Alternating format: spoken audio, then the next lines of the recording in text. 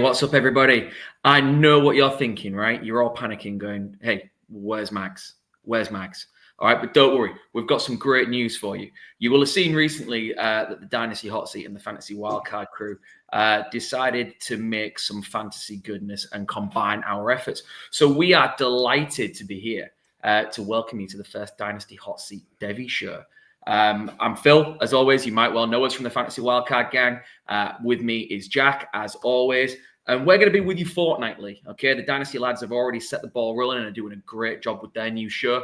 But we're going to be here with you every fortnight to talk Devy, okay? A little offshoot of fantasy football and Dynasty fantasy football that some of you will be involved with, some might not be. And you might be looking, going, guys, I'm here to see Mags. I'm here to listen to Dynasty content. Well, look, here's the good news. The best thing about Devy is we just start your draft prep early. Okay, we've been looking at these rookies that you're interested in for 2026 and beyond. We've been looking at them since they were freshmen. We've been looking at some of their tips since they were high schoolers. Okay, we will give you the skinny and the lowdown on what's going on in college football, what you need to know, okay, and definitely give you the updates on the names that you want to be looking at before they hit your rosters. But that's enough for me. Jack, talk to the people. How are you getting on, man? Yeah, I'm good. Thanks, Phil. If we have any new listeners or watchers, you are so welcome. We are so grateful that you've given us a chance. And like Phil says, Devy Fantasy Football is that kind of like that deeper league where you get to draft college players onto your roster. They don't score you points necessarily, but you've got them stashed on your bench ready as they enter the NFL. You've already got those top NFL picks on your roster. They don't enter your rookie draft because you've already locked and loaded them onto your roster. And that's what we're here to do. We're here to chat to you about those college players, how they're getting on, what their value is at. We like to tell you kind of when a player's value is peaking and there's maybe a time to sell them early because you can trade those college players on your Devy squads.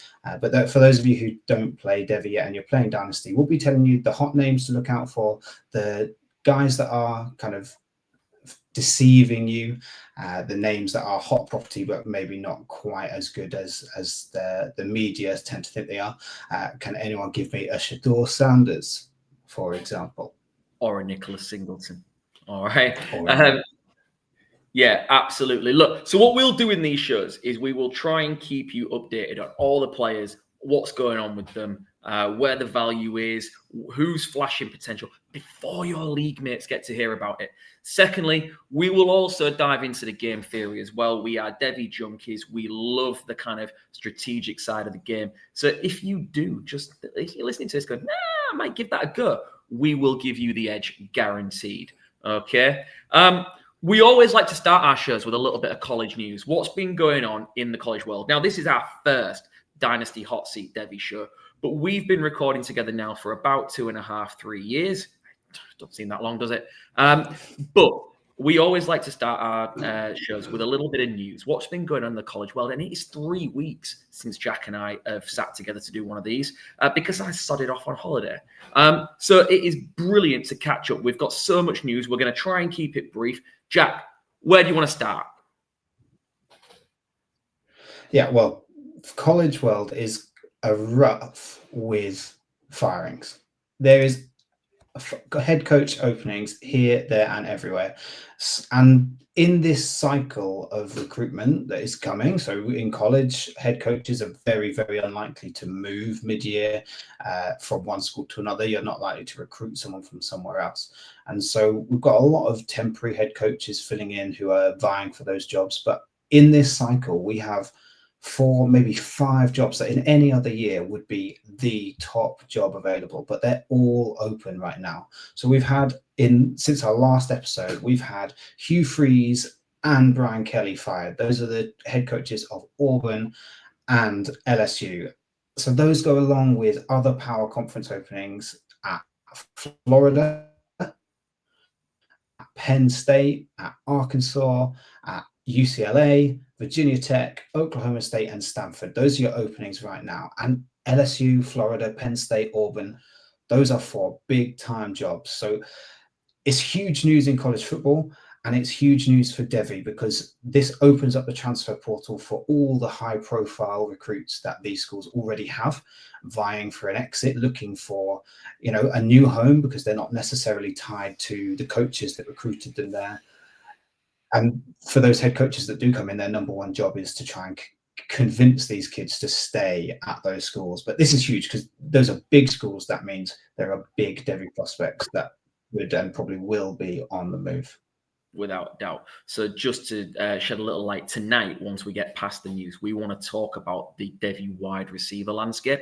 Obviously, just like, Jack's already said, these college players that you draft in Devy make their way to your dynasty rosters when they declare and they are drafted by NFL teams. Therefore, you know as well as we do that the most positioned or the most kind of positional slots allocated in a fantasy team these days tend to be wide receiver and flex. You could start upwards of 4, 5 potential wide receivers. And what's really, really important is one of these guys plays at one of the schools that we've just mentioned. Okay, there is a kid called Cam Coleman at Auburn who was playing under Hugh Freeze, high-profile recruit, 5-star recruit. And now we are awash with rumors of him entering the transfer portal.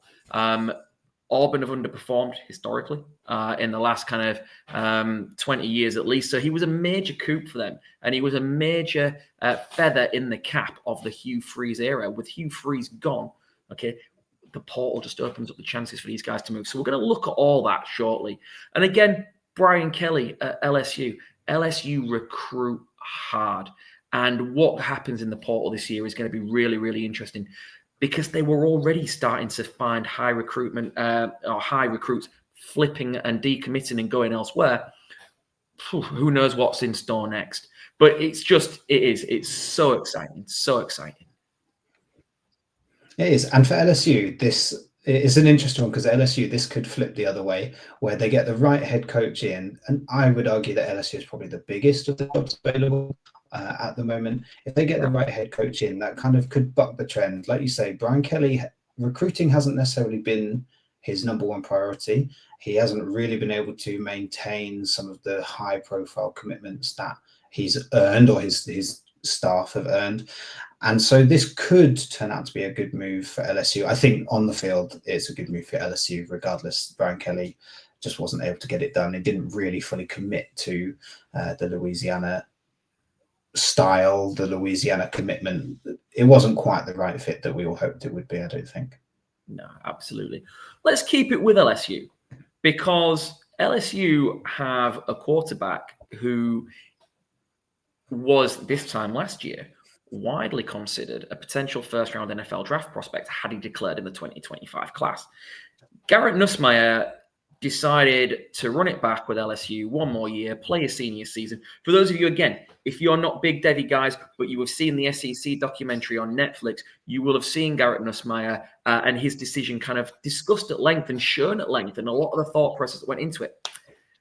Time is an amazing thing because one thing we did not have on our bingo card was Garrett Nussmeier getting benched this past weekend against Alabama. Crazy, just crazy how things turn. But the fact of the matter is the development hasn't been there. So, Jack, just tell me what your thoughts were immediately.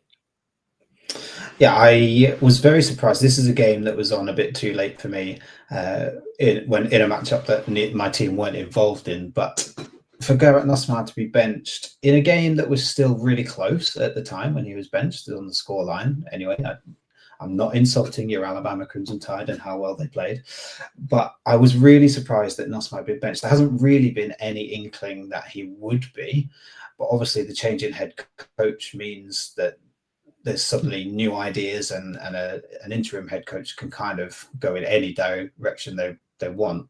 And so the benching of Nussmeier really surprised me from a headline point of view. But you're right, the play hasn't been there. The development hasn't necessarily been there. It's a bit unfair on Nuss, I would say. I feel like this LSU team have become very one-dimensional, but not because of Nussmeier's decision-making. They've become one-dimensional because, like last year, they cannot run the ball. The offensive line can't open the holes for their running backs. And Nussmeier is not a mobile quarterback. He's not someone who's going to escape the pocket frequently and easily and be able to throw on the run. He wants to sit in that pocket and pick out his targets. Now, if the opposition know that they can't run the ball, then they can commit more people to the pass rush, and they don't need to be so worried about a running back sneaking through and going hitting a long play. So he's had everything kind of stacked against him. He's tried to carry this LSU offense, and it's not worked. Whether that means he should be benched or not, that's not our decision to make. But I was surprised. Yeah, no doubt. It was really interesting as well, like the kind of brutal sideline shots by the kind of filming crew, just watching the interim head coach, just like balling him out, like absolutely balling him out, and Nuss just staring into the abyss thinking, I could be in the NFL right now. Well, listen, you might still get there. In fact, I'm sure you will, but very, very unlikely as that first round prospect we thought. If you've got Devy shares, here's your first bit of Devy advice. Go out and see if one of your league mates is a little bit slower on the uptake and whether you can cash out on a 2026 quarterback in a class where we're thinking less and less of the names we thought are going to declare. We're thinking they're going to go back to school. We're hearing rumors this week that it's almost a foregone that Dante Moore, for example, at Oregon is going to go back for another year. So where people are now clamoring to get those quarterbacks, see if you can get rid of Garrett Nussmeier before his draft stock falls come April. Yeah. And if you're new to our show, this is just the number one example of what we preach plenty and often is that you don't need to take Devy quarterbacks high in the drafts, because this kind of thing happens all the time. The variance and the path that quarterbacks need to travel to become a star in the NFL is so difficult, and you are much better off investing your draft capital in wide receivers and running backs. Exactly that.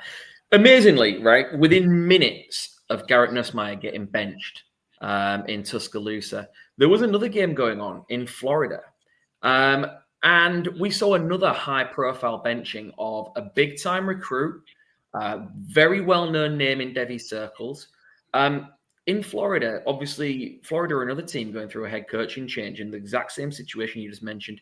They fired Billy Napier 3 or 4 weeks ago, and they decided to make the same decision literally within minutes of Garrett Nussmeier being benched to bench DJ Lagway. Now, DJ Lagway, like I said, if you imagine a quarterback with the development potential of somewhere on a continuum between Anthony Richardson and Cam Newton, he's big, he's physically imposing, he is the true nature of a dual threat.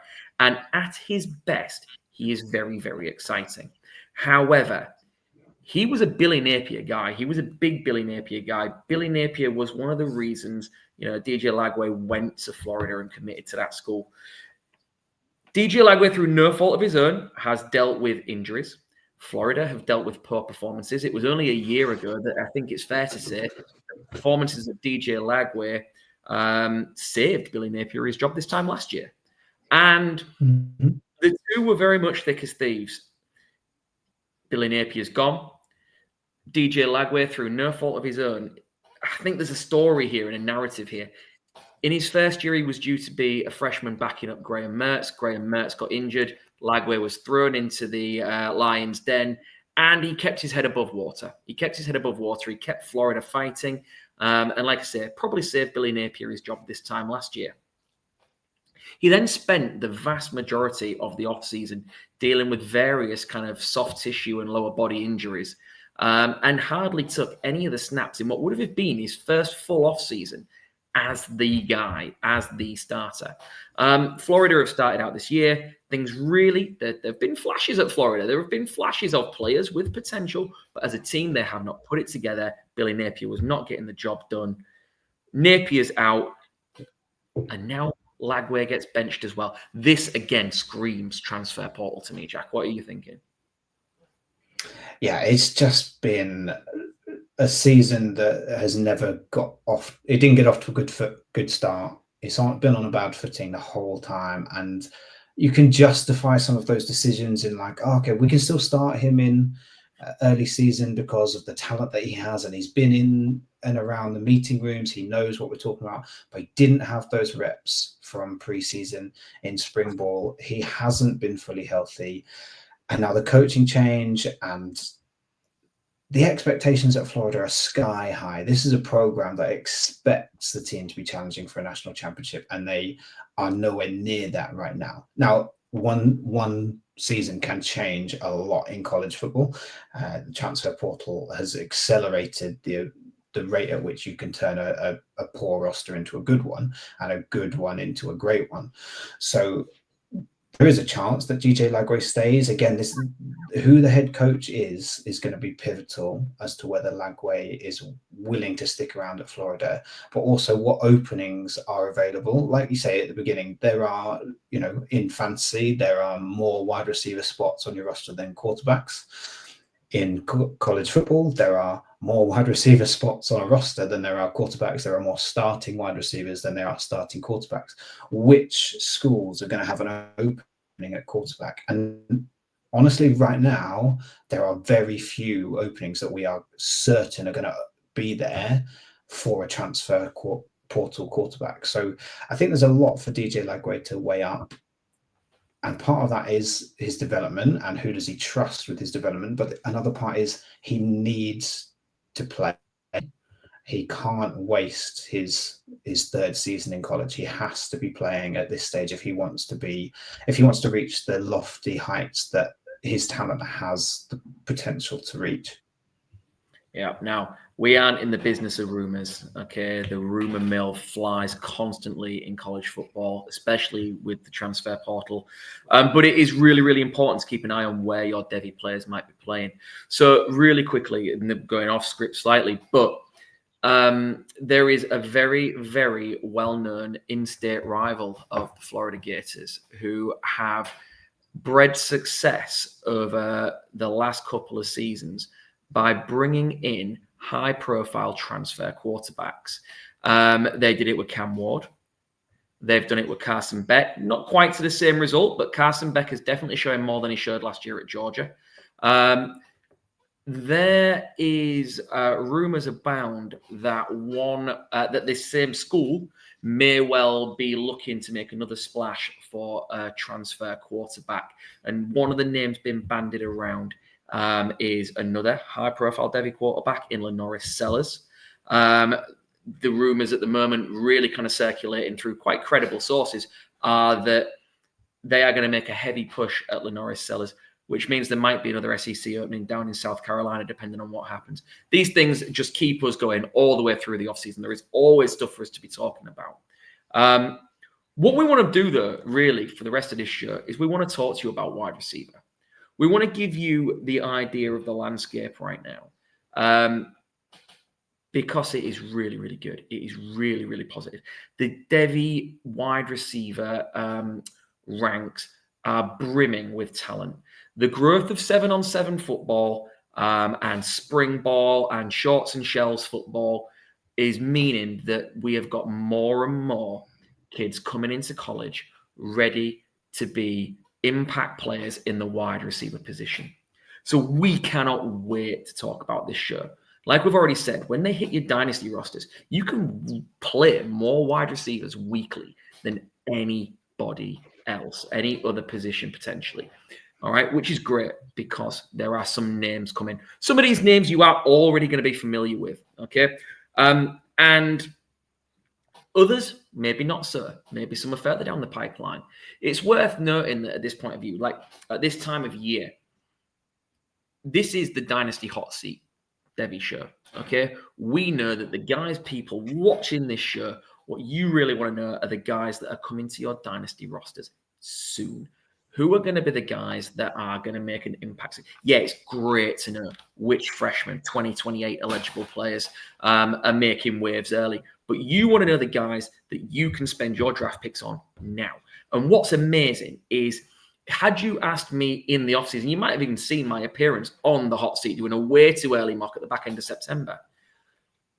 There were reservations about this wide receiver class. Amazing what a couple of months does, because that has now completely flipped on its head. And dare I say it, The wide receiver class is looking one of the deepest position groups we've seen for a while. And there are so many names to mention. We're going to kind of go school by school. We're going to take you through some of the big guys you need to know. Okay. Look, starting off, let's start off with the big two. Now, the biggest two Devy prospects that you will see, there were names you will know. You knew these guys the second they left high school and registered as college players. Jeremiah Smith at Ohio State and Ryan Williams at Alabama. These two guys are both 2027 prospects. You cannot spend them this year. However, if you have started a tactical dynasty tank and stocked up on those 2027 draft picks, here's the good news. They are looking belting. All right. Jeremiah Smith this year, just to give you the lowdown on him, 65 receptions, 862 yards, 10 touchdowns to follow on from an incredible freshman season. Size, speed, ball tracking, route running, athleticism, all absolutely unbelievable. Incredible body control this last few weeks. The one-handed touchdown against Penn State was a thing of beauty. Look, the guy is everything as advertised. He is everything you've heard. I don't feel we need to talk about Jeremiah Smith at length. Let's just tell you, he's as good as advertised. If he was coming into the draft this year, he would be the 101 in your fantasy drafts. He will probably, even in the abundance of quarterbacks we're expecting next year, even in Superflex leagues, a very, very realistic shout have been the 101 next year. He is the number one pick in any Devy startup, bar none. Don't fluff your lines and go quarterback, all right? Take Jeremiah Smith. With that, the other name I mentioned there then is Ryan Williams. They kind of come as a pair. We know them as a pair. They were recruited together. They're actually best mates. They're playing for two schools, different sides of the country, different conferences, two national powerhouses. But these guys have known each other since Shorts and Shells football and the 7-on circuit camps, 7-on-7 circuits and things like that. Ryan Williams is the blazing speed guy. He, this year, has 36 receptions for 528 yards and 4 touchdowns in what has felt like a slight regression. But there's a little bit of a story behind that. Like I say, one of the most highly hyped wide receivers in the nation. Elite speed, polished route running. For Williams, the thing that managers wanted to see this year was, could he be more than that vertical threat, kind of deep 9 guy? And I think he's proving that he is. He's definitely doing more this year in the short to intermediate game. He's just been kind of hamstrung with a couple of niggly injuries. He got concussed week 1, so sat week 2. Ty Simpson is doing an incredible job right now with the Alabama offense of spreading the ball around. And they're not being overly reliant like they have done previously on Ryan Williams. Some concentration drops, which you'd like to see tidied up. They were very uncharacteristic of last year. They are very much a part of his profile this year that he needs to clean up. But right now, I still would urge you, in any Devy startup, they are your clear 1 and 2. Okay, because the profile for them to translate to the next level is there.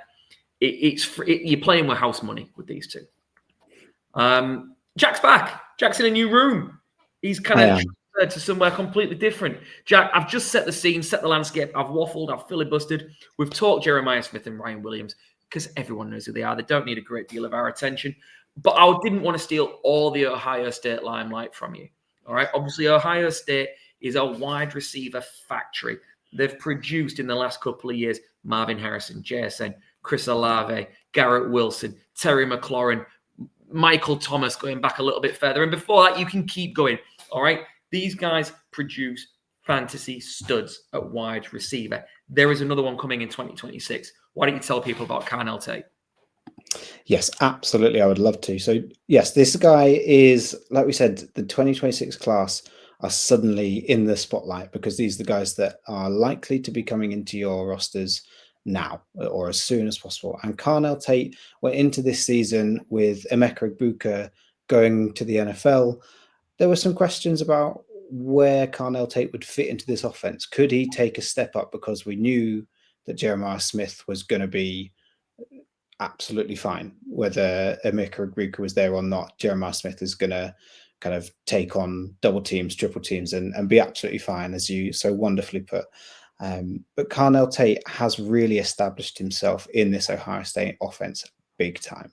We asked to see how he would step up, and Carnell Tate has kind of taken on the big play role for new quarterback Julian Sayin. So he is averaging. Carnell Tate has 39 receptions for 711 yards and 7 touchdowns. He missed this weekend's game with a slight injury in warm-up, but they don't seem to be too concerned about that. That means that Carnell Tate is averaging a whopping 18.2 yards per catch. And he is putting defensive backs in an absolute blender with his ability to create separation. So we knew that he had great hands. We knew that he could create separation, but we hadn't really seen him as the deep threat because Ohio State didn't really use anybody as the deep threat last season. So it's been really exciting to see how he's developed. Tate has been able to stretch the field. He has naturally excellent hands. As I says, he catches anything and everything that's thrown his way. And he's a really smooth operator, which how often do we say that about Ohio State receivers? Like we spoke about JSN, we spoke about Emeka Egbuka as really polished, smooth route runners. And Carnell Tate is following in that mold. His technique when running those deep routes and the refinement of his like release off the line of scrimmage, alongside that clear chemistry with Julian Sayin, has him in the Biletnikoff consideration, and that is the award for the top wide receiver in the country. He's probably battling his own teammate for that award alongside others, but you know the finalist shortlist will probably have both Jeremiah Smith and Carnell Tate on it, and he could well be the first receiver off the board in the 2026 NFL draft. This is definitely a name to know if you don't know it already, and there is highlight tape to watch from this season. Some of the deep passes that he's taken to the house have been brilliant, and he's also shown some real strength in contested catches, especially in the red zone, which end zone really. Ohio State have kind of struggled in the red zone, but in the end zone he has been able to be quite physical and box out defenders, which we haven't seen loads of in 2024. No, absolutely. So look, I'll let Jack talk Ohio State. For those of you that don't know us that well yet, Jack isn't a UTSA fan. He's just got a soft spot for them from a college fantasy perspective. But I am a big Alabama guy. And any chance you let me talk about players for the Crimson Tide, I am going to. I will be honest. I will be refreshingly honest. Last year, I absolutely battered our quarterback for pretty much the entire season and told him not to draft him. But right now, I am delighted, probably for the first time in a few years, to be able to talk about our skill players with a glowing confidence that they are going to be fantasy relevant to you when they reach your dynasty rosters. So get them now if you play Devy. We've already mentioned Ryan Williams, but I just want to take a moment to talk about Jeremy Bernard and Lotsia Brooks. Okay, I'll go Jeremy Bernard first because Jeremy Bernard is another name you'll want to know for this 2026 draft class. Okay, so far this year, 41 receptions, 605 yards, 6 touchdowns. He is a fourth-year player, so he's a senior. He transferred to Alabama when Kalen DeBoer joined last offseason.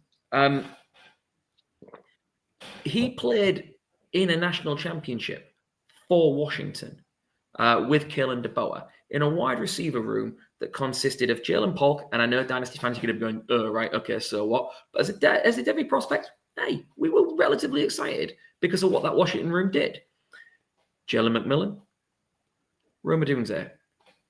Jeremy Bernard was the young guy in that room. He is now the old head in the Alabama room, and he has become Mr. Reliable, Mr. Refined, and Mr. Sneakily Explosive. Jeremy Bernard's the kind of receiver coaches trust. 3rd and 7. Like, don't worry, Jeremy Bernard will be okay. His intermediate route running, ball tracking, make him a legit threat all over the field. Although he won't blow you away. If you do your draft prep based on how guys perform in their underwear at the combine, Jeremy Bernard isn't going to blow anybody away. All right, I'll just tell you that now. But put the tape on and he pops. He's got such an intelligence for finding soft spots in zone and a professional polish that will just translate to the NFL right away. He may never have the highest floor the highest ceiling, but the floor is high. He will contribute early, and I would expect him to produce almost immediately. Yeah, I love the guy. I'm really glad he's breaking out for Alabama this year. Ty Simpson's really spreading the ball around, like I say, and he leads the team right now in receptions, which is absolutely fantastic to see. He is giving me Julian Edelman vibes in terms of the way that he leverages defenders, the way that he kind of pops up in space, and you think, how has he created that much separation in such a short amount of time? He knows how to manipulate zone defense so well. Yeah, no, absolutely. Absolutely. And the final guy I want to touch on from Alabama is a freshman, and he's a my guy. I've fallen hard for true freshman, 2028 eligible if you're a dynasty player. Lucia Brooks, okay? He celebrated his birthday yesterday.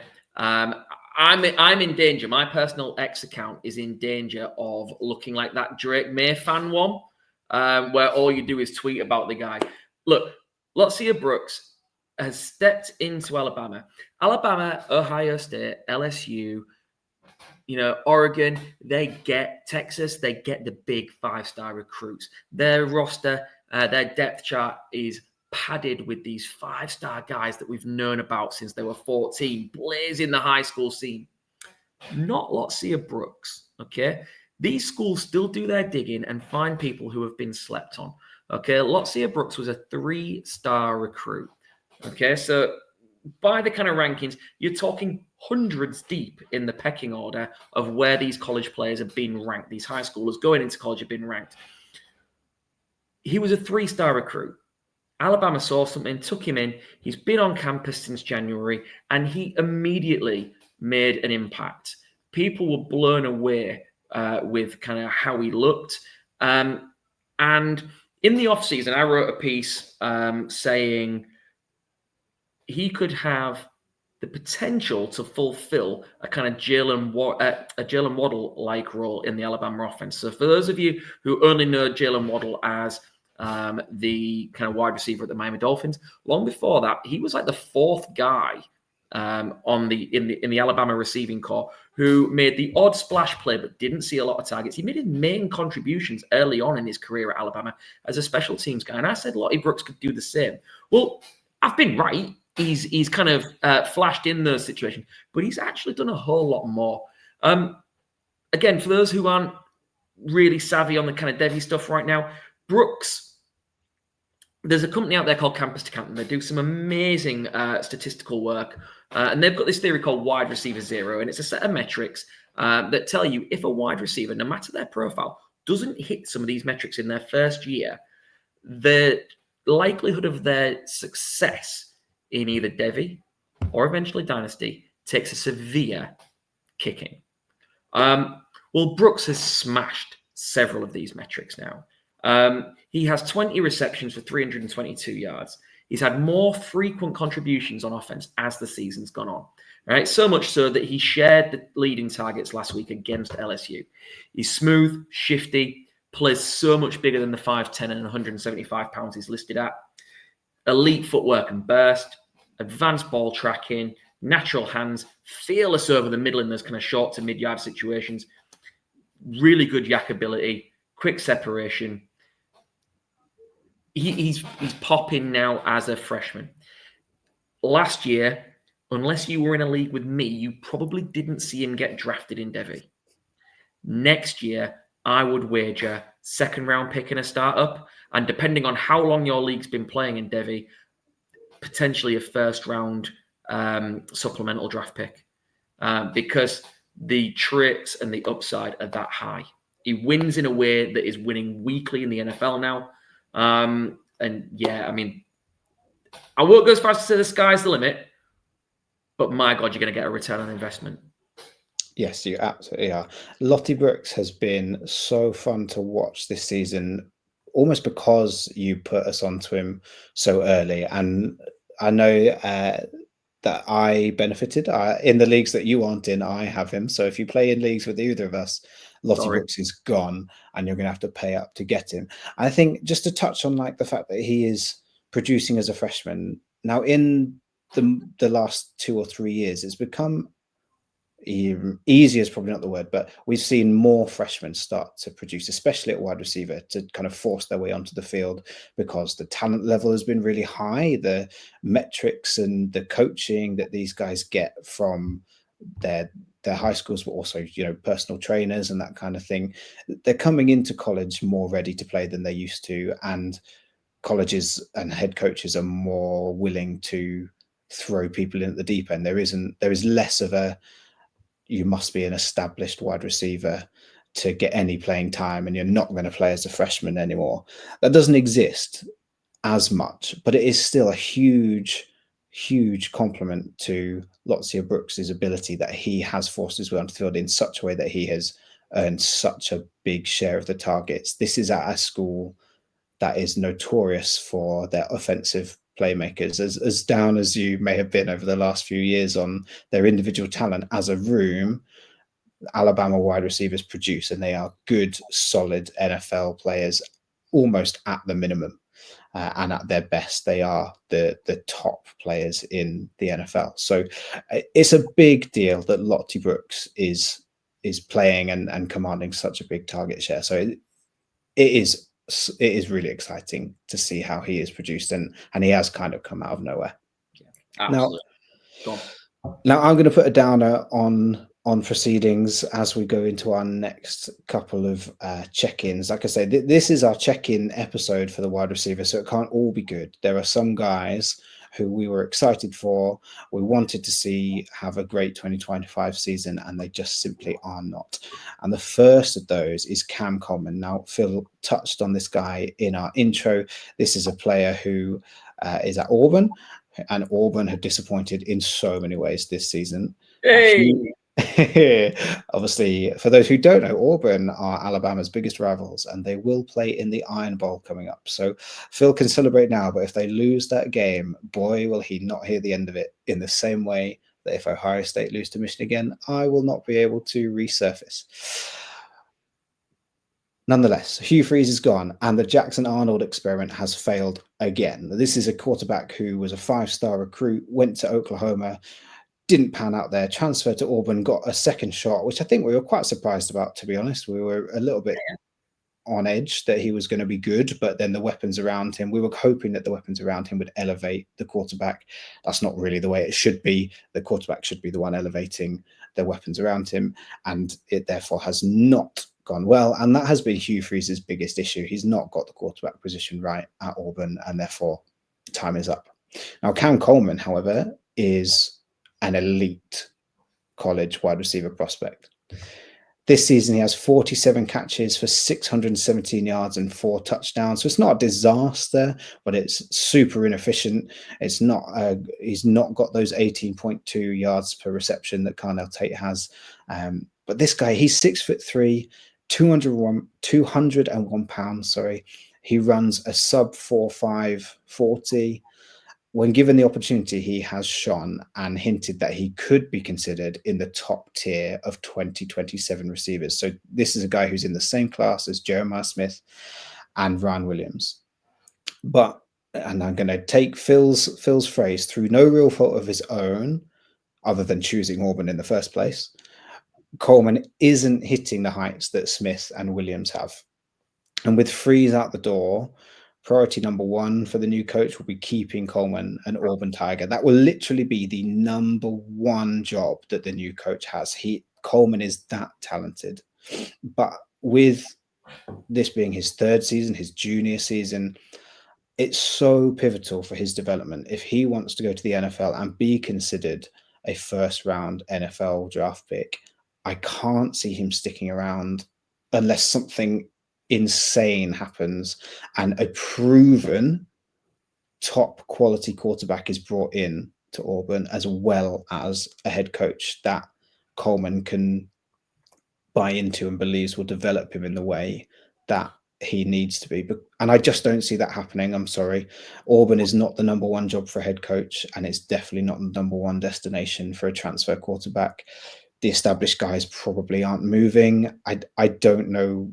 I don't think he can risk a season where a high recruit transfer comes in. So we'll talk about Alabama just for a second. Well, just a second. Ty Simpson, if he stays at Alabama, they've got Keelan Russell, a super high recruit, really talented freshman.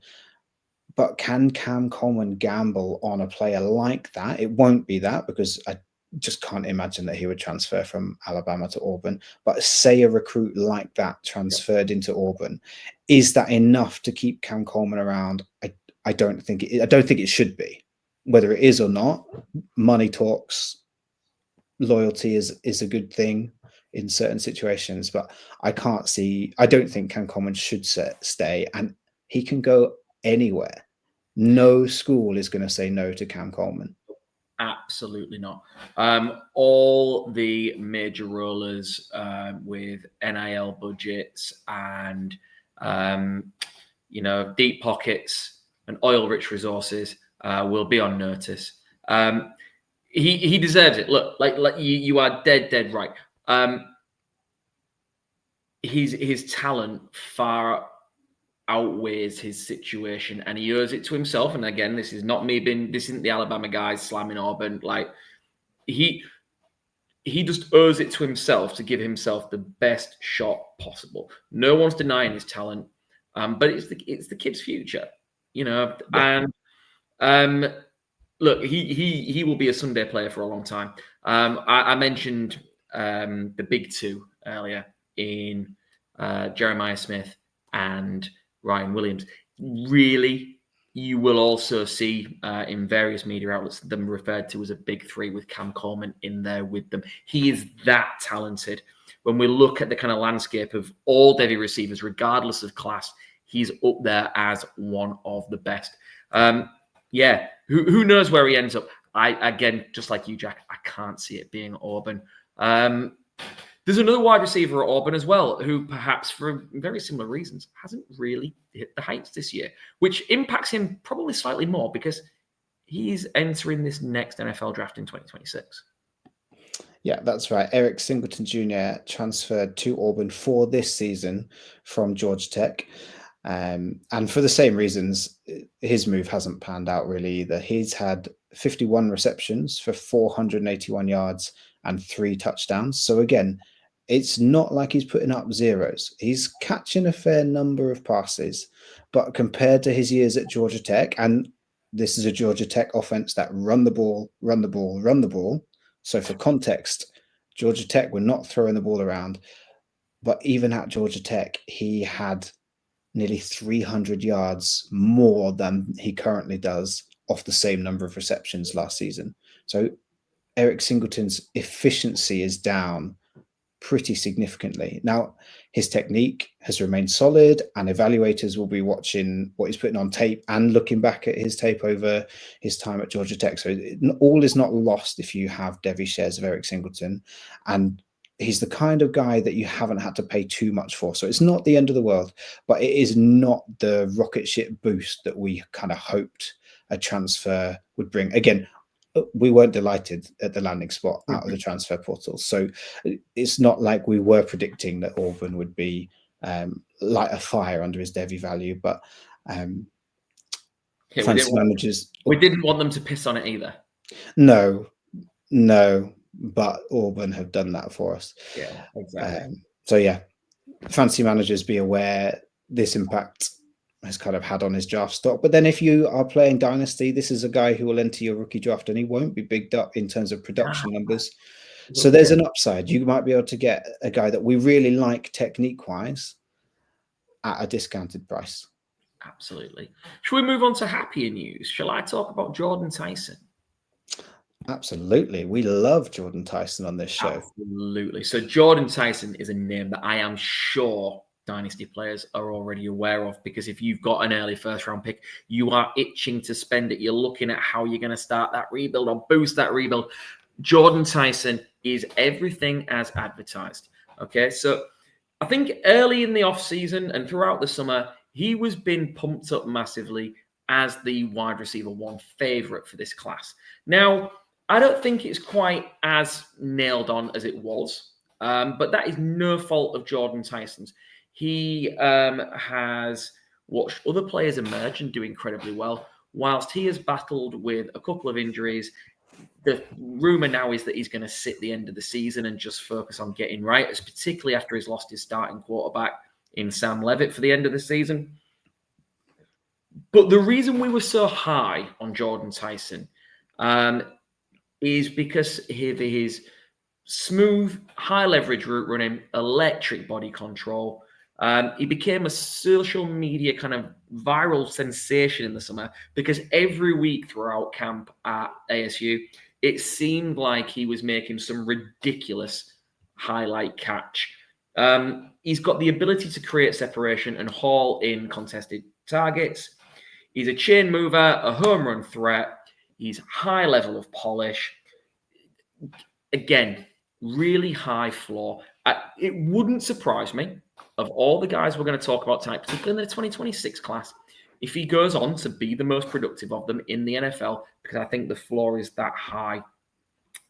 I think his stock has taken a little dip in the last couple of weeks because of injuries and because of various factors, but you're getting a very, very good player. Don't let be mindful, Dynasty players, of prospect fatigue. He's been talked about as the guy for that long now that come draft time, there will be people looking for holes that don't exist. And they will be looking to knock him for things he can't do or has never been asked to do. Process tells you to judge them on what they do. And what he does do, he does very, very well. I still think he's a top 3 pick in any fantasy draft, regardless of format this year. And yeah, I'd be delighted with him. Yeah, I think there are mock draft articles coming out already because some NFL franchises do not have loads of hope left for this season, and you're seeing Jordan Tyson taken in the top 10 in pretty much all of them. So I'm not concerned. That's where I would still have him. Like you say, we've got 3 big names at the skill positions for next year's draft, and those are Jordan Tyson, Carnell Tate, and Jeremiah Love. So I'm making 4. Can I put Mekhi Lemon in there as well?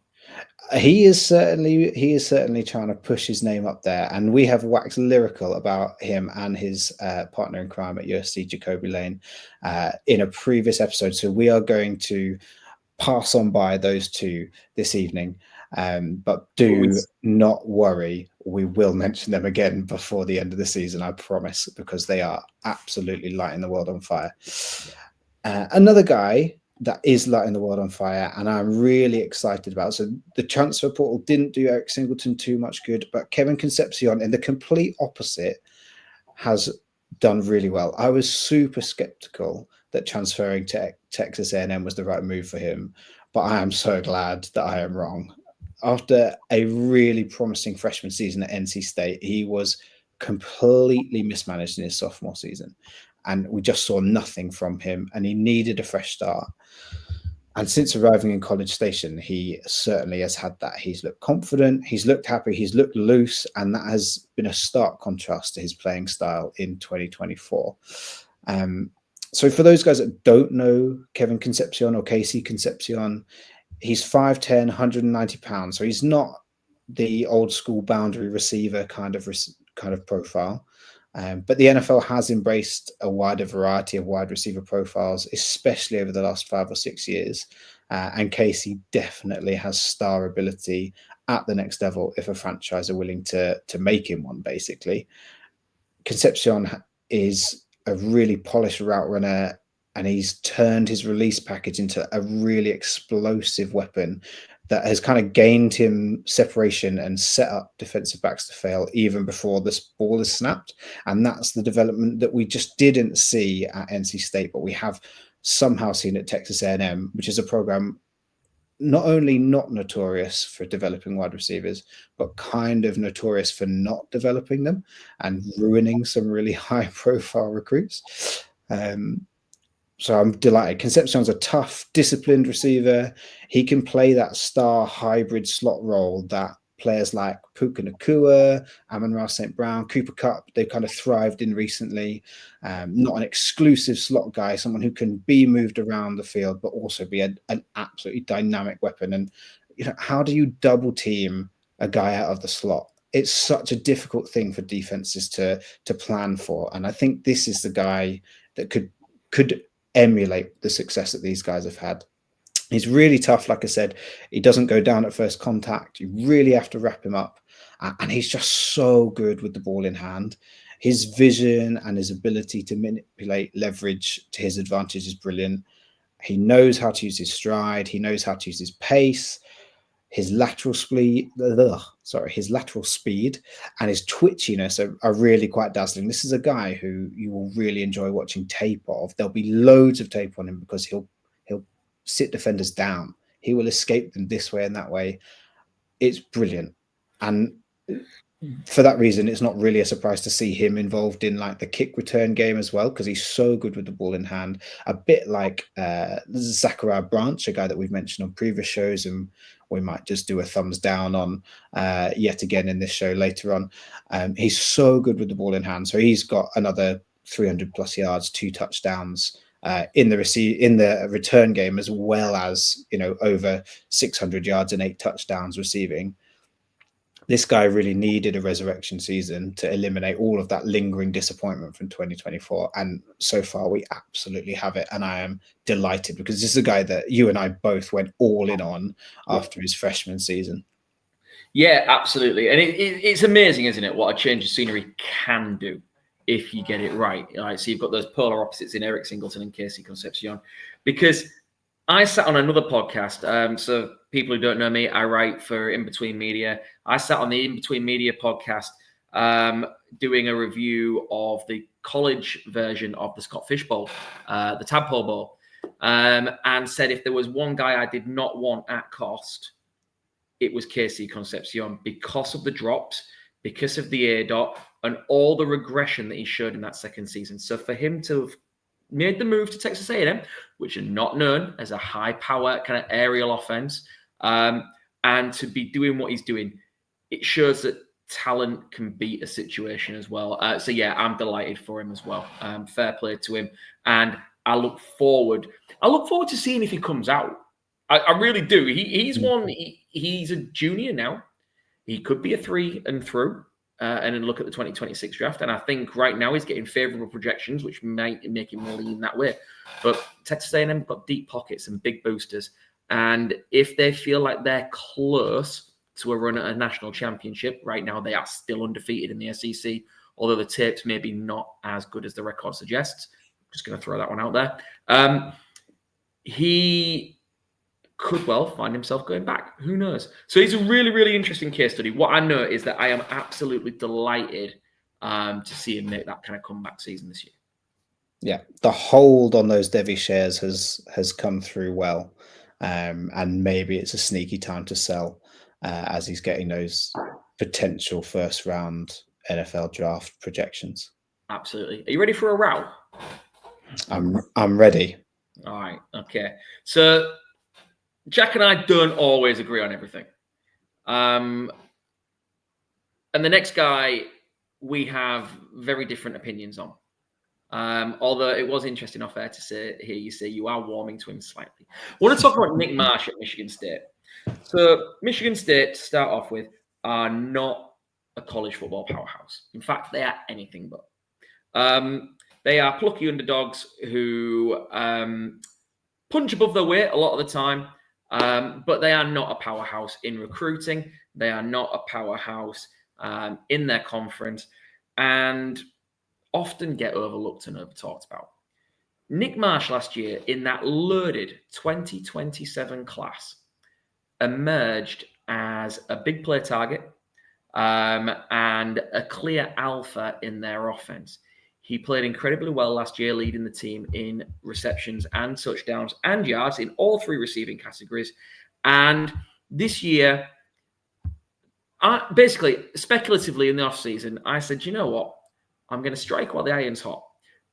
On the chance that he goes on this year and steps up again and proves that it wasn't a flash in the pan, I saw the opportunity to take him at what I thought was a reasonable price, towards the middle to late second round of supplemental Devy drafts. I refuse to believe that was poor process, because this year he has 46 receptions for 554 yards. Now, remember, again, you might be going, that's not amazing numbers through 8 games. They're not a powerhouse. They're not a juggernaut. They're not a team that's dropping 50 burgers on teams every week. And he also has 5 touchdowns. For me, I see a guy who is on the cusp of joining that tier of 2027 receivers we've already talked about. Not the big 3. I'm not talking Ryan Williams. I'm not talking Jeremiah Smith. I'm not talking Cam Coleman. But there is a tier just below them that contains big names like Ryan Winger, like the boys at Clemson in TJ Moore and Bryant Wesker. Now, again, I know you're a Bryant Wesker guy. I love, TJ Moore guy. I have shares of TJ Moore as well. But you cannot tell me, based on what we've seen this year, that Nick Marsh's tape is any better or worse than TJ Moore's. Okay? He does a great job of creating separation before adjusting to the ball, blends size, strong hands, and contested catchability. He's a great red zone weapon, but moves across the formation pre-snap better than I think a lot of people are giving him credit for. I think he's a nightmare for DBs. I don't think DBs, even at the NFL level, want to play him. I just think he's ready to join that next tier of Devy wide receivers in that 2027 class. And I just want you to give him his flowers.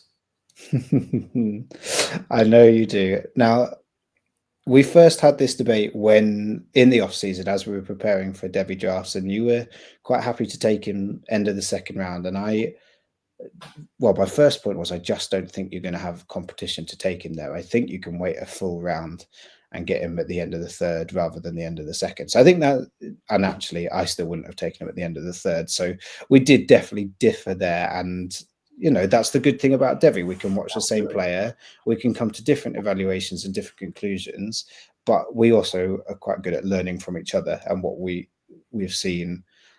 Now, I have to admit that your process has probably led you to about equal value right now.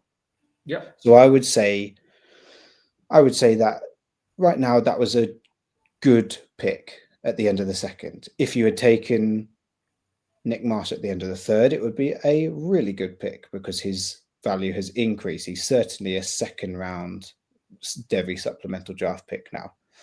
I don't see him elevating himself above that, which would be where we differ, because I know that you see his ceiling as higher than I do. I don't believe that Marsh is a complete receiver really at all. Now, he is a very physical wide receiver. He can win down the field and he can bully defensive backs as a pass catcher. But I think he is a contested catch bully. When he plays in this Michigan State offense that is pretty shocking, to be honest. And Aiden Charles got benched this weekend as well. A quarterback who was supposed to be a dual threat, but actually he can't throw the ball really at all from what we've seen on tape. And the offensive line is not really good enough to help him run the ball. So you could argue Nick Marsh is producing in an offense that is struggling. That's a good thing, right? But also he's the only real target that Charles has been looking for. So his stats are maybe a little bit inflated. And I just don't see, well, first of all, because of that cauldron of chaos, Nick Marsh isn't really learning how to play the wide receiver position properly. Now, arguably you never are at Michigan State because they don't have the coaches that have a track record of putting receivers into the NFL. And so a transfer could change all of that. He's not being... My argument here is that he's getting some good statistics, and there are a couple of good highlight plays that you can certainly see on tape. But what I can't see is the ability to create separation. Mm-hmm. I can see him win at the catch point. I think he's got a strong leap. He's a physical receiver. He can box people out. I don't like. I just don't see his ability to create separation through any other routes than physicality, and I don't think that he has very good lateral movement. So if his sorry, the kind of receiver is he's not getting much yak yardage anyway. He's not really going anywhere with the ball because he's winning contested catches. If he does win a contested catch and then shrug off a receiver, a defensive back, and he's in the field of play, his only route to yak yardage is where the path in front of him is completely clear. He has no twitch that I can see. He doesn't have the ability to shake and bake a defender. If the path isn't clear, the yak isn't there, and I don't love that for a fantasy asset. I think the NFL has gone away from boundary receivers like Des Bryant, who, yeah, fine, he's not going to get yards after catch, but he is going to catch a 70-yard bomb every game. Do you know what I mean? I am more reserved on Nick Marsh, but I am happy to admit that you evaluated him correctly and took him at a good point, hoping for a higher ceiling. I just don't. Where we differ is that I don't agree that there's a higher ceiling than where he's currently at, and so you took him at what I would say was his ceiling cost. So I see your point completely. I just think there's a bit of Devy advice in here for listeners who are like, oh God, get back to talking about Devy. You keep talking about Dynasty. Talk about Devy. Right. If you play Devy, you know by now that just because you draft a guy, it's easy to fall hard and keep them around way longer than you should. All right. I genuinely believe that on the price I've paid for Nick Marsh, if I don't see what I want to see in terms of NFL translatability, I think I will be able to sell him and at the bare minimum recover what I've paid, which to me then becomes good process in terms of managing your Devy acquisition. And I fully agree that is where we're at the moment.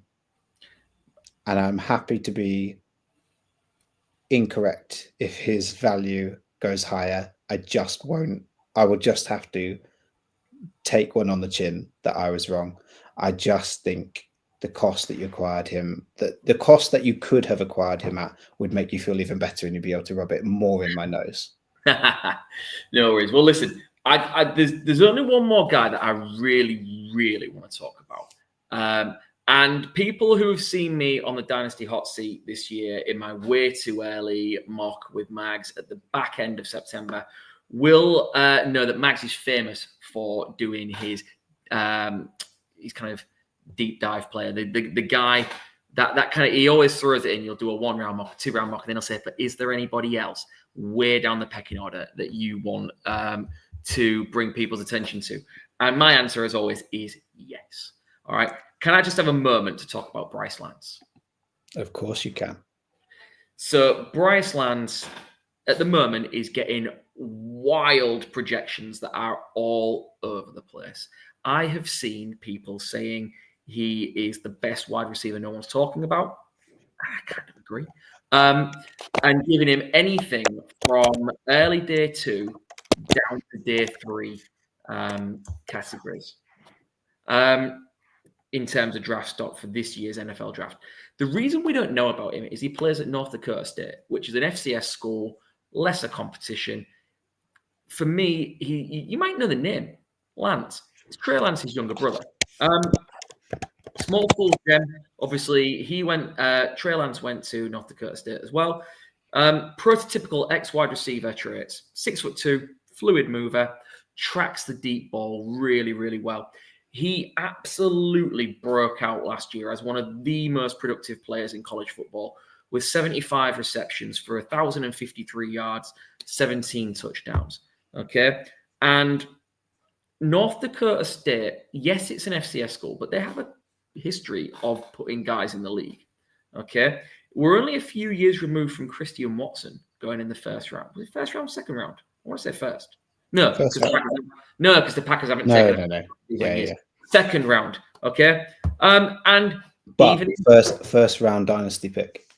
but Rookie. even in flashes, Christian Watson, when his chocolate hamstrings decide they're going to work, all right, has shown those traits that had us thinking he was a first-round Devy player, a dynasty player, excuse me. And I feel like Lance is the next one. I really, really do. Size, ball skills, speed. For me, he checks all the boxes. And like I said, the question will be the competition level. This year, so last year, like I said, he had 75 receptions, 1,053 yards, 17 touchdowns. This year, his quarterback, Peyton Cole, is going absolutely wild. And all of a sudden, draftniks looking for a QB to talk about are starting to latch onto this guy at North Dakota State again. He's got the yards. His yards are good. His receptions are down, but he's becoming more of a deep play threat. So this year he's got 39 receptions for 764 yards, natural touchdown regression. So repeat 17 touchdowns would be absurd. He's only on 4 at the moment. But my God, to me, he just looks like a guy. Take this one for free, okay? If you can get him mid to late rounds in your drafts, if you get into the 3rd round, what's the chance of a 3rd round rookie pick really hitting and making a significant impact on your roster? Take the gamble. It's well worth it because the upside, I just think he's going to be great. I took him in one Devy league. I didn't feel the need to take him because I felt like he'd be available in supplemental rookie drafts or depleted rookie drafts, as we call them in Devy. So I didn't feel the need to take him, but I acquired an extra 5th round pick in one Devy league, and it was literally the last pick of the entire draft. There was a more sensible solution. Now, we've mentioned it at times tonight about where we take Devy quarterbacks.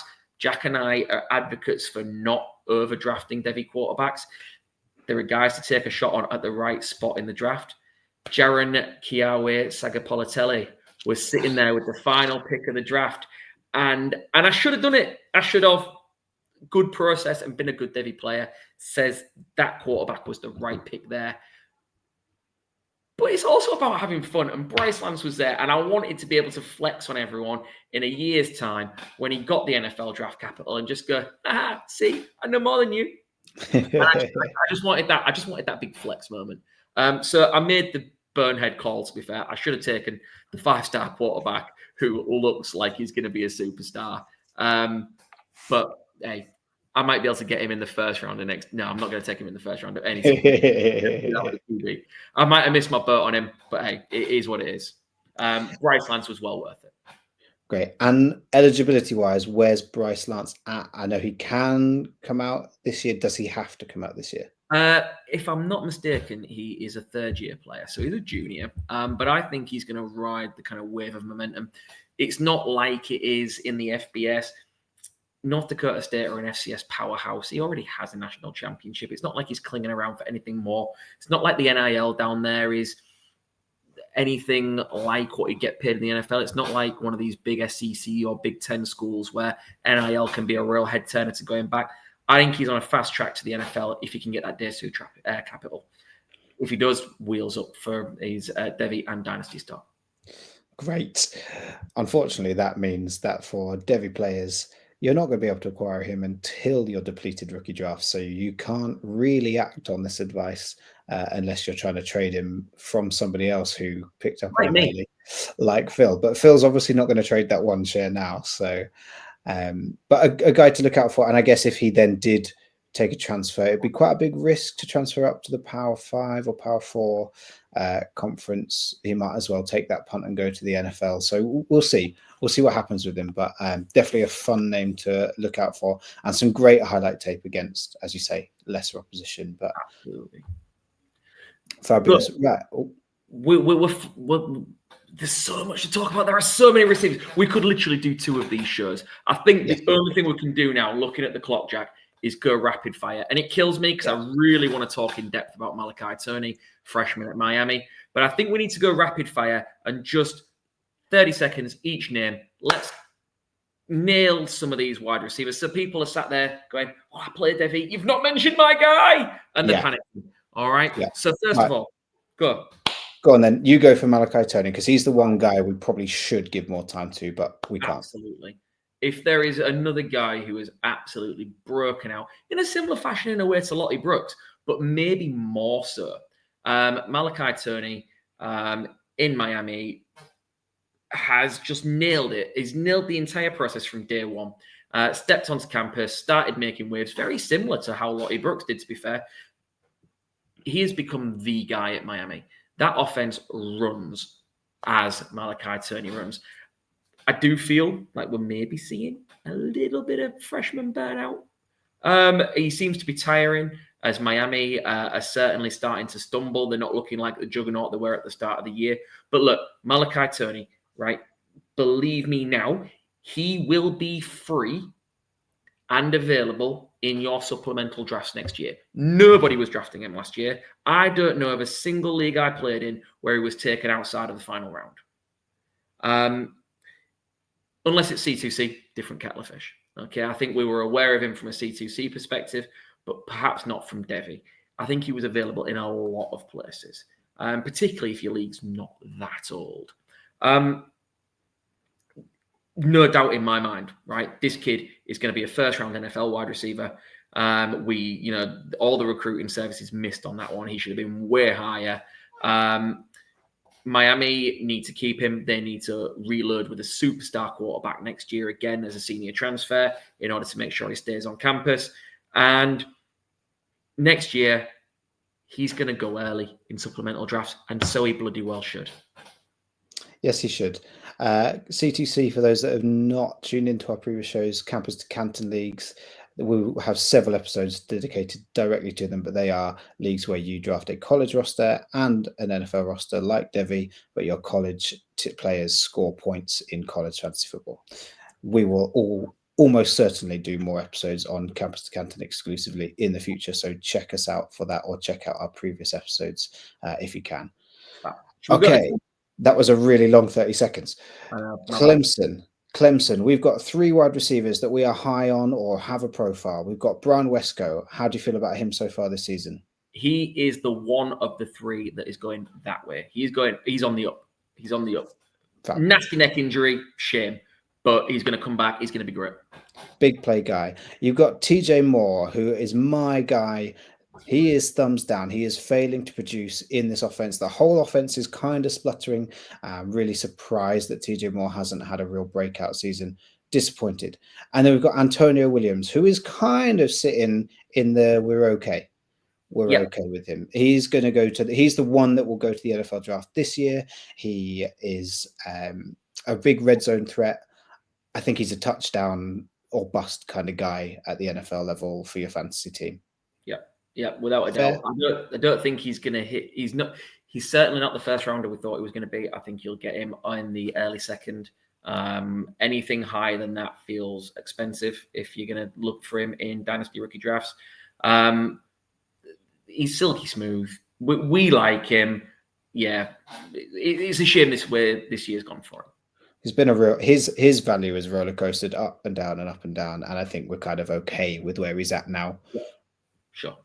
That's fine. Right. 2028 eligible Decorian Moore, the number 1 freshman wide receiver going into this season. He has done really well. He has burst onto the scene at Oregon. He has taken a hold of a starting wide receiver spot, which we expected. His trajectory is kind of headed upwards, but it was a pretty high expectation anyway. He is the most talented wide receiver in that class so far. He is the most talented wide receiver at Oregon. He's had a couple of injuries in the last couple of weeks, but we're all good on Decorian Moore, so don't panic. Yep. Wheels up if you have stocks of him. What about Ryan Wingo at Texas? Yeah, strange one. 31 receptions, 593 yards, 5 touchdowns. We've been waiting for that relationship with Arch Manning to really kick on and develop. There's flashes there. I still feel like he relies more on his athletic ability than his nuance as a wide receiver. But he will go as Arch Manning goes. And I'll let you know a little secret, all right? You will have heard Arch Manning get absolutely battered at the start of the year. But secretly, quietly, he's getting better week by week, and we're starting to see the player we hoped he would be. And Ryan Wingo is playing a major part in that. Like I said, I'd love to see a little bit more finesse, and I think that will come the more trust and comfort Arch gets in himself. rather than scheming him open and him just relying on blowing by guys. But look, it's what he does. It's what he does well. He's very good at it. Yes, he is. Denzel Boston. This is the Washington wide receiver who is a senior, so he's definitely coming out in the 2026 NFL draft.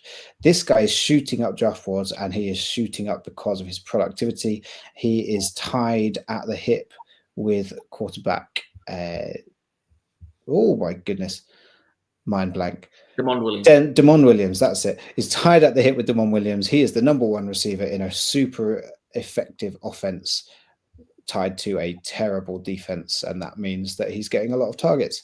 Big-bodied receiver, big red zone threat. In terms of Devy value, his has skyrocketed in this season alone. Yeah, absolutely. Fabulous. Over at USC, we've got Makai Lemon, we've got Jacoby Lane. Quick 30 seconds on the two of them. Right, Makai Lemon. Everything he does is what you see elite, high-profile dynasty wide receivers do in the NFL right now. Think Puka Nacua, think JSN. Right, he does a little bit of all of that. He is a jack of all trades. I wouldn't say outrageous athleticism. He just wins by being a damn good football player. He is the riser right now. He is the name that is absolutely skyrocketing. A lot of people have him as their top wide receiver in this class. I'm not quite there yet, but I can absolutely see a path. Look, he's a top 4, top 5 prospect right now with your rookie draft picks, and well-deserved. Great football player, high floor. You're going to draft him and be really, really happy for a really, really long time. Yeah, I'd say the same for Jacoby Lane. I think you're going to be really happy with him. Your ceiling is lower, but your expectations are lower. Someone who, USC could put 2 guys into the league this year with day 2 draft capital, day 1 and day 2. We'll see what happens there. Dion Burks. Oh man, Oklahoma. Name. I really wanted him to be a name that was there on the fringe of the first round. I kind of felt like that's where he was going to be going into the offseason. I mean, the good news is he's healthy, right? Because he spent last year banged up, moved from Purdue to Oklahoma, then spent the entire year sat watching football.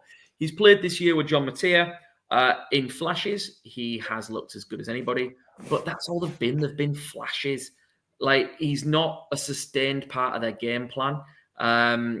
Dion Burks prefers Satenya. I think I'm pronouncing that right. Seemingly to Dion Burks. And he's, like I said, I think he's going to be a better pro than he's ended up being as a college player. I think there's a role for him, but he's certainly not progressed. If you've got a share of him, I hope you bought it at a reasonable price, because his value hasn't taken that rise we hoped. Yeah, it's a real shame. Real shame. Similar vein, someone whose kind of trajectory has been downwards since the day he was drafted, that Zachariah Branch, because he was one of the first wide receivers in this class to be drafted. He was at the top of lots of people's boards. He's a twitchy, gadgety, great with the ball in hands kind of receiver. He's transferred to Georgia from USC, which seems a bit counterproductive for a receiver with that kind of profile, to leave Lincoln Riley and go to Georgia, and it's kind of panned out exactly the same as it was kind of doing at USC. He's doing some stuff in the return game. He's doing a little bit where he gets manufactured touches out in space, but as his primary job being a wide receiver who can run routes and beat defenders, we're not seeing very much of it. Absolutely. We've then got 3 guys at Florida, different draft classes, 1 in potentially 2026, but I think it's going to be 2027, and then 2 in 2028. If we start with Eugene Wilson, tell us about Eugene Wilson, Jack. Yeah, Eugene Wilson is a receiver that I'm super high on and have been for ages. He's just had terrible injury luck. Fortunately, none of those injuries have been recurring, so none of them are nagging concerns that they'll just repeat themselves.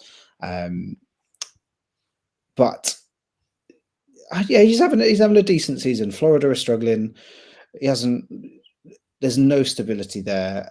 Eugene Wilson is producing hit and miss week on week. Yeah. I think the talent's there to be a slot receiver in the NFL, but we could say that about so many players. Oh, without a doubt.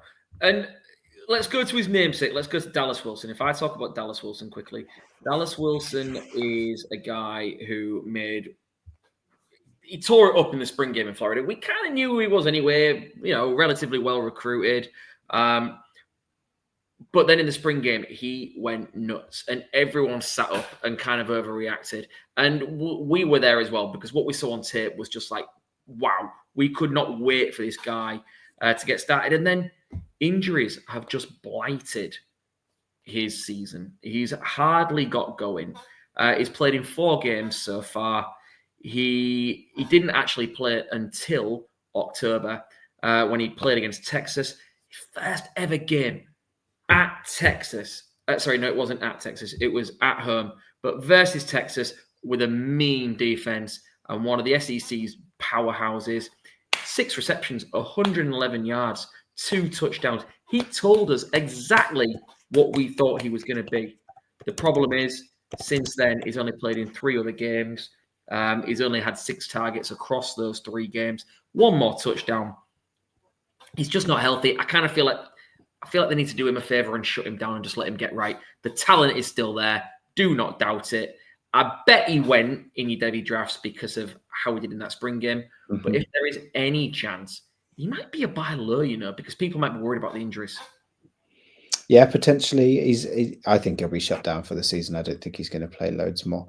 His teammate and in the same class, Vernell Brown, was a guy who, he was the higher recruit.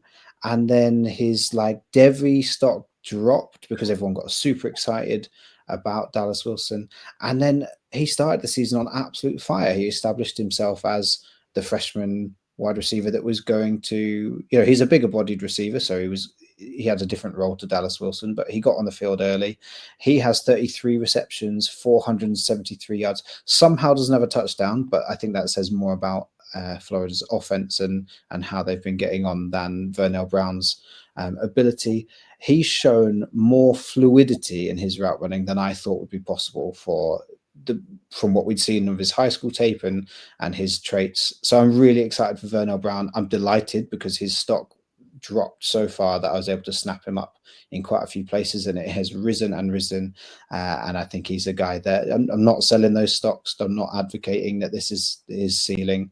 I would hold on to those or see if you can go and acquire Vernell Brown, because he's been quiet the last couple of weeks. He's been injured as well.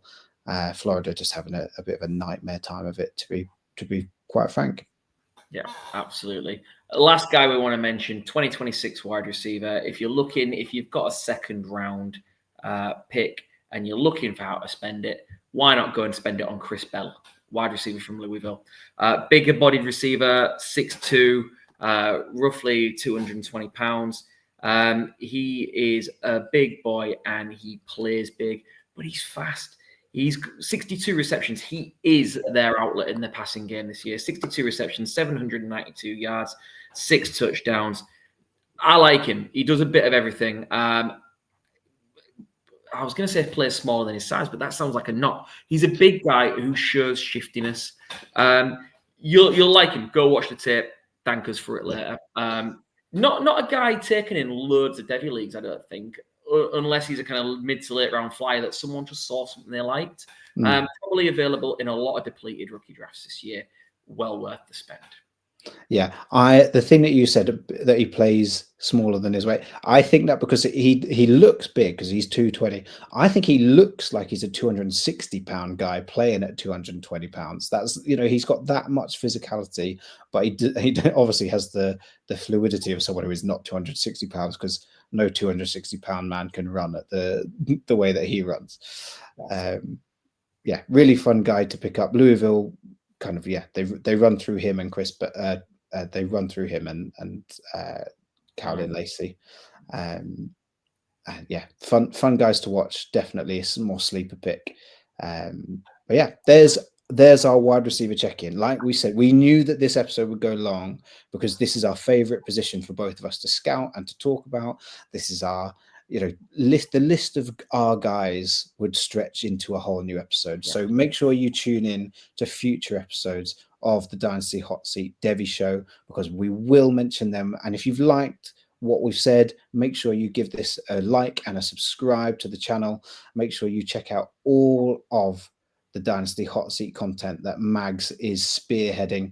You can follow the Dynasty Hot Seat here on YouTube and over on X.